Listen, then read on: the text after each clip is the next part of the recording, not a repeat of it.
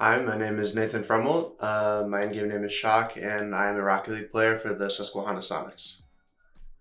I got my name, there's not really a story to it. I was just 13 years old and playing CSGO, and I thought the word Shock sounded cool. There's nothing more to it.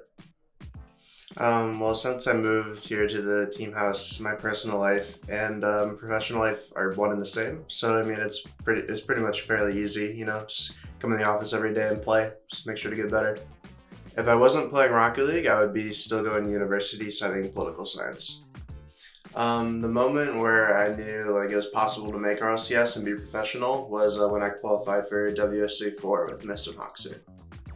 A Rocket League pro that I look up to would be Garrett G, because he's kind of a symbol of consistency in Rocket League. He's been to all the lands, he's just performed extremely well in all the league plays, so I feel like he's a good person to look up to. The worst part about being a pro is the stress behind knowing you need to perform. You have an obligation to your teammates and the people who support you to go out there and play well. So that's the worst part, but the best part is, obviously there's a whole other side of competition where you get to experience kind of this once in a lifetime thing, playing at the top level of a game, and that's very exciting for me. My warm-up before every session is basically just a mix of free play and trading packs until I feel comfortable, and then I can either hop into ranked or if we're playing a match. So I mean, it's pretty straightforward, just to make sure I have my fundamental mechanics down.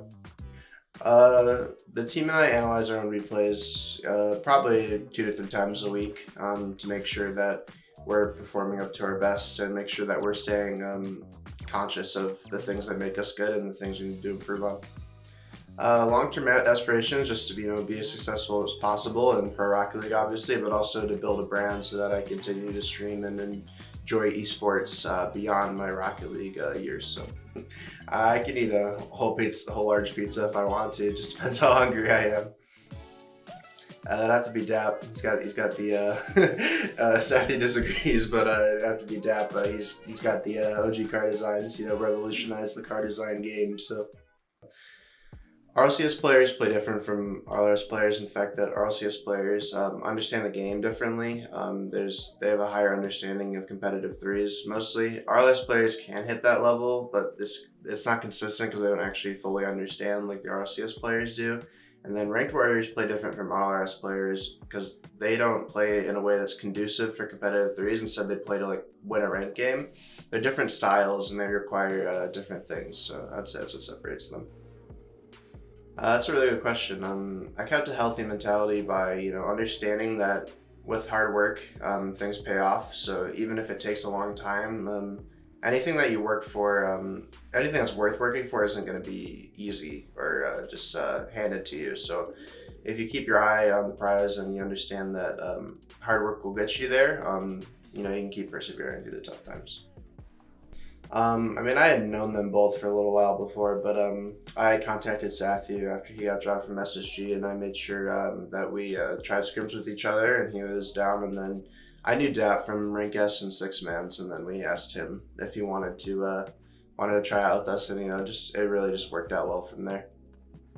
My favorite thing about playing with my teammates is that we always have a lot of fun, but we also can be serious when we need to. There's a nice healthy balance between when we know we can goof off a little bit and keep the atmosphere light, but also when we need to get serious and make sure that we're improving and or performing.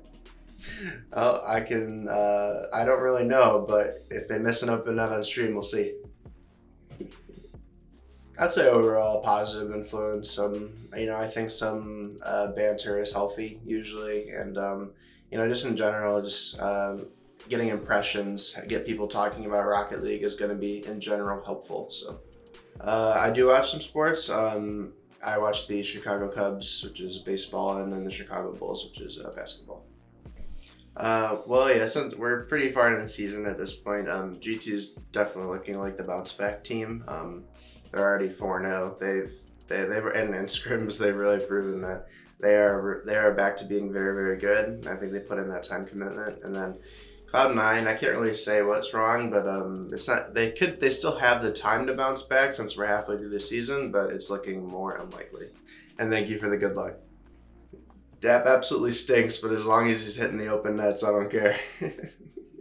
I had a question. How long does Satthew take to rehearse his "That's a Clang" catchphrase for Sonic and Friends in the bathroom every day? You know what? He's a one-take wonder. He's got it down pat. He doesn't need the practice. That's a Clang! Thank you so much for all your questions. I hope I answered them adequately. Make sure to give Soniqs a follow because they're the best org in the world, and we're going to kill the rest of the season, so make sure you watch.